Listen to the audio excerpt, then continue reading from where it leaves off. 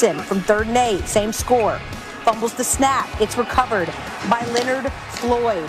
And the turnovers continue to haunt the Hawks offense. The snap was low. I'll give him that, but he couldn't get his hands on it. The problems continue for that Seahawks offense. To the fourth quarter we go, and the Seahawks are still trailing by 10 and facing a 3rd and 9. Not again, right? Like, no, this isn't. Oh no, he's picked again. Darius Williams just sits on it, takes it, returns it 19 yards to Seattle 45. You see him jump the pass perfectly. Russ served that one on a platter. Not like Russell to have 2 picks, no touchdowns. No touchdowns. Second interception of the game. Seahawks fall to the Rams 23-16. They have now lost 2 in a row. Here's Pete Carroll on what he saw from his team today. I believe that we're going to start making the plays in the games early on that we've been making in practice. You know, stuff that we saw happen in practice didn't happen in this game.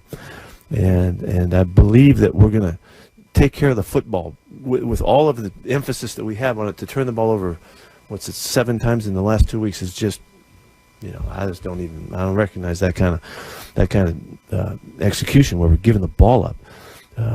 I believe these guys are going to hang together and they're going to keep working because they're great. They're great people. They care. They want to work hard. They enjoy working it and going for it. They're okay about the challenge when it's tough. They still want to keep battling. You can see them hanging in there and supporting one another. And so I really believe we have plenty of time to get this thing going. And so that's where I'm going. And I convey that to them, and I hope they want to go along with it. And we got a lot of football ahead. We're bouncing right back here on Thursday. We got to come right back against the Cardinals. They're doing great. And it's going to be a difficult challenge for us. But it's the challenge that we need. It's right there in the division, right where you need it. You need to get this win and get going and go to the next game.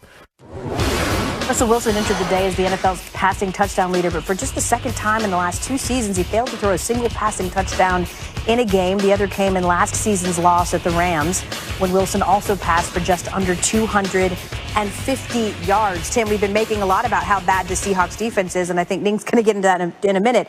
But Russell Wilson, 4 turnovers against the Bills. 3 of his last 4 games, he's had multiple turnovers. What are you seeing from Russ, and why isn't he cooking anymore?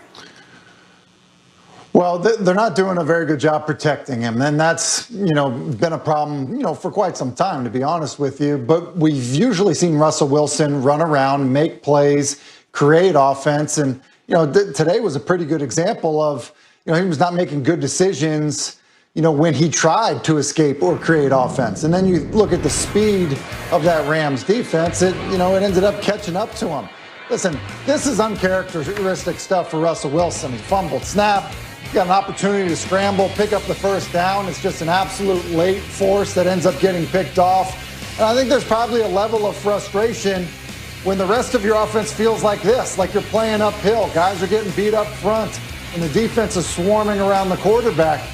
I think oftentimes we've expected him to just put on a cape and be Superman, kind of just be amazing for that football team and create offense, get out of trouble, fix other people's mistakes if they miss an assignment or blow a block up front. And so, look, it's hard to do that each and every week. And I think that in some ways it's kind of catching up to the Seattle Seahawks and their inability to protect Russell Wilson.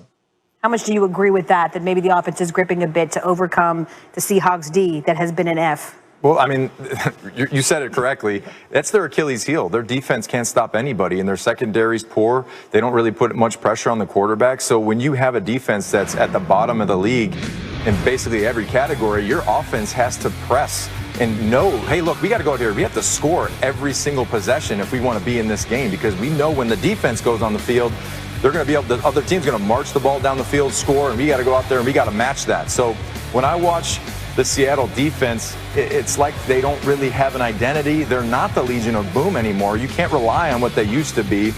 If they had somewhat of a defense, this team would be a pretty tough team. But right now, they're just one-dimensional. They have a great offense. We know they have a great quarterback. They have a great receiving core, but they struggle up front to protect the quarterback. And the last time I checked, anytime the quarterback is being hit a lot, that's a rough day.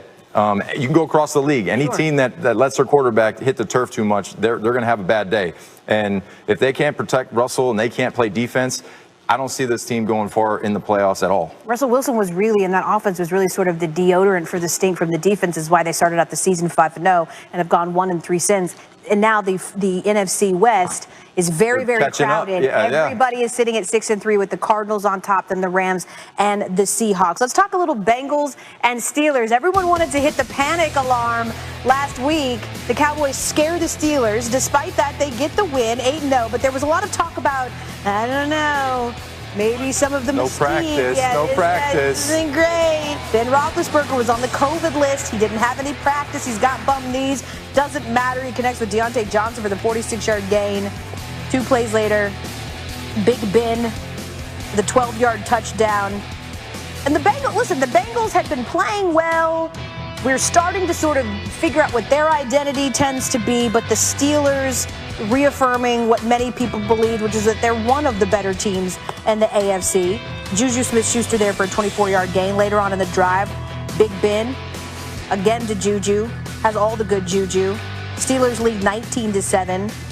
You knew right away that they were firmly in control of this one. They're up 22-7 here. And again, he connects with Chase Claypool, this one for an 11-yard touchdown. So the Steelers absolutely roll over the Bengals 36-10. Chase Claypool with Diana Rosidi post-game. Steelers wide receiver Chase Claypool with 2 touchdowns in their win over the Bengals. Chase, it was a really interesting week for you guys because you didn't have Ben in practice every single day, but you were still able to figure out a rhythm with him. How were you able to do that? Yeah, luckily Ben's one of the best in the game, so we weren't worried that Ben was out because we knew that he was going to know what was going on.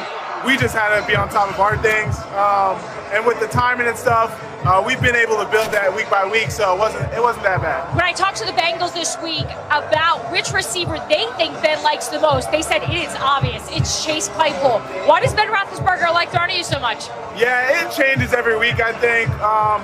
We've been trying to connect downfield, and we've been just a little bit off, so I just got to keep making plays, and I got to start making plays downfield, and hopefully we keep it going. Chase, you guys remain the only undefeated team in the NFL. You continue to put together wins. How are you guys not overlooking any team? Oh, yeah, especially these games with division rival. These games mean the most when it comes to playoff picture. So we know we can't take any teams light because that could affect us down the road. So just having that mindset. All right, Chase Claypool, thanks so much for joining us. Thank you. The Steelers now 9-0 for the first time in franchise history. You look ahead. They travel to Jacksonville next week. Then they've got the Ravens, which is going to be a huge matchup, followed by Washington. And then some really tough competitions between the Bills that face the Bengals again, followed by the Colts, who are sneakily very good. And then they'll finish up at the Browns. There was sort of an asterisk next to the Steelers, like, now they're undefeated. But what would you say as we start to wrap up Week 10? We still have a couple of games left. Is your biggest takeaway so far?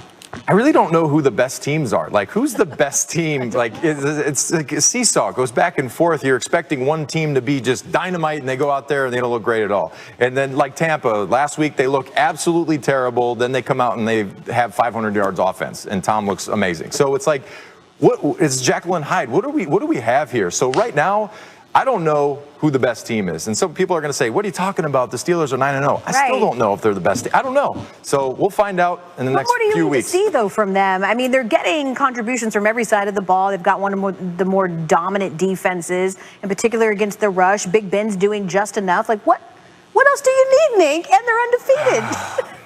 I mean, we're talking about practice. We're talking about that. Okay, so these are practice games. Okay. No, so when you look at this game, you look at the Bengals, it's like, okay, the Bengals aren't really a test. I want to see some good tests. I want to see a great test. And the Ravens, I feel in a couple weeks are going to be that great test. And tonight we'll see them against the Patriots. So beating the Ravens a couple of weeks ago, not I want to see it. I want to see it towards the end of the season because the pressure is mounting on the Steelers. That 9-0 is pressure. You just heard it. Like, how does it feel to be 9-0? And everybody in that locker room is being asked that question. So eventually, that pressure is going to weigh on them. Okay, Tim, what's your biggest takeaway from Week 10 so far? Well, other than Tiger getting a 10 on a par 3, giving Nick and I hope for a green jacket, my biggest takeaway is we're not giving enough love to the Miami Dolphins. We're not. I agree. It's Nick's former coach. It's my former teammate. Brian Flores, the job that he has done in Miami is remarkable. Look, I think we saw them getting better a year ago. But to kind of be in this position, just think about this. They have the Denver Broncos next weekend. They could be 7-3. Buffalo's on their bye. You're talking about 2 7-3 teams at that point in the season.